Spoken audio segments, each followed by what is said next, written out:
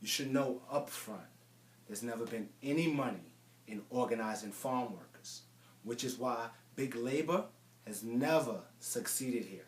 I don't care. Sounds like you could use some legal counsel. And I've done this kind of things on many occasions. Who with? The Legal Aid Society Employment Law Center.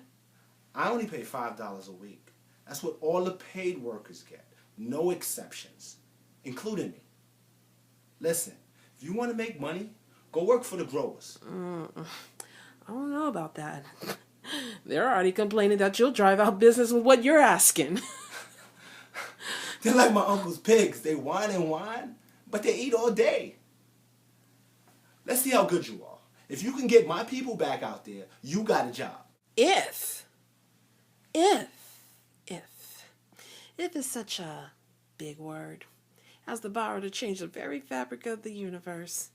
If my grandmother had balls, she'd be my grandfather. I understand what you're saying, but there's little I can do for you. Listen, you gotta find another way around this. The growers designed these injunctions so that the bill alone is gonna bankrupt you. Don't you see it? Follow me.